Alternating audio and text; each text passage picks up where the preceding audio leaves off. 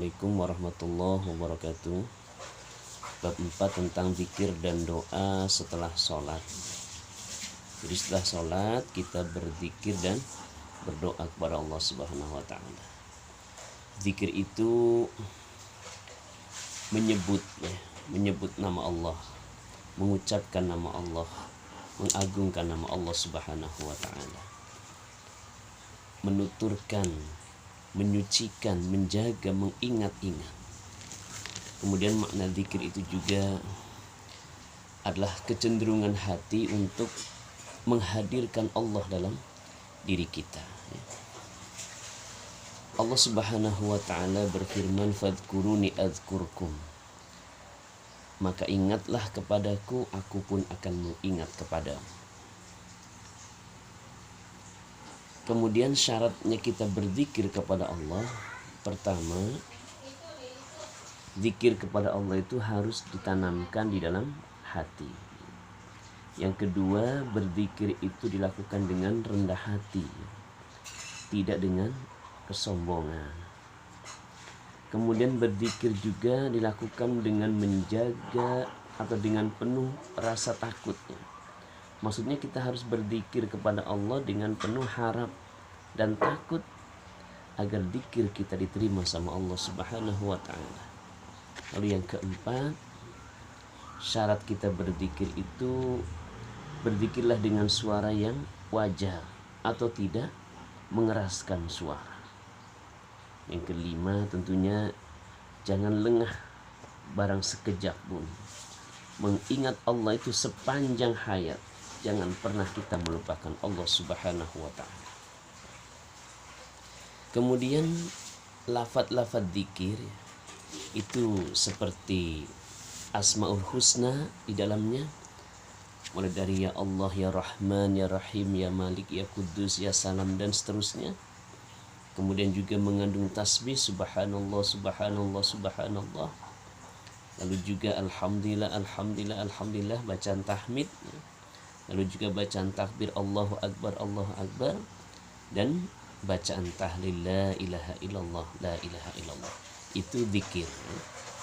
Setelah zikir kemudian kita doa kepada Allah. Doa ya. Karena Allah Subhanahu wa ta'ala berfirman, wa qala rabbukum ud'uni astajib lakum.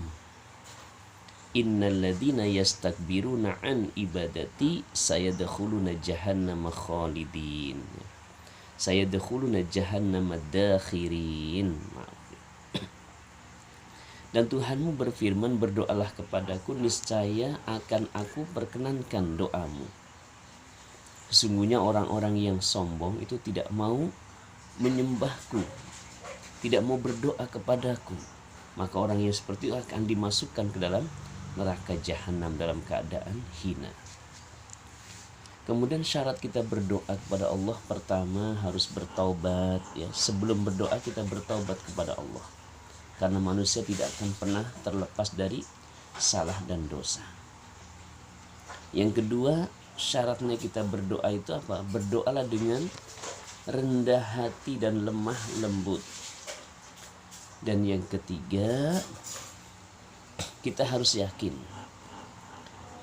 dengan doa kita ya, dan jangan berputus asa atas rahmat Allah Subhanahu wa ta'ala.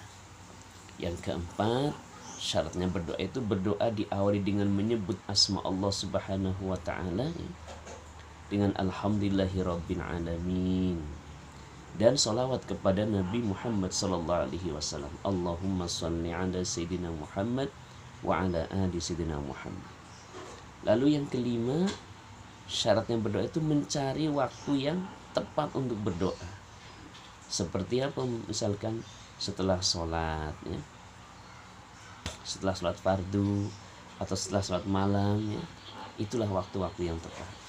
Yang keenam, melaksanakan perintah Allah dan menjauhi larangannya. Nah itu barulah kita berdoa pada Allah Subhanahu wa ta'ala ya. Itu syarat kita berdoa kepada Allah Subhanahu wa ta'ala. Lalu apa sih manfaat doa ya? Manfaat doa, orang yang berdoa akan mendapatkan pertolongan dan perlindungan dari Allah. Itu yang pertama. Yang kedua, orang yang berdoa akan semakin mendekatkan diri kepada Allah. Ketiga, orang yang berdoa akan mendapatkan pahala ibadah di sisi Allah Subhanahu wa taala, ya. Nah, itu barangkali ringkasan kita materi tentang zikir dan doa sesudah sholat, ya. Untuk itu kita akan mencoba mengerjakan uji kompetensi, ya. Bagian 1 dan 2, bagian 1, 2 dan 3 maksud saya. Itu ada di halaman 38 kalau di buku LKS ini, ya. Halaman 38 sampai 39 dan 40, ya. Bagian 1, 2 dan 3 bab 4, ya. Bab 4 tentang zikir dan doa setelah sholat. Demikian yang dapat saya sampaikan. Terima kasih. Assalamualaikum warahmatullahi wabarakatuh.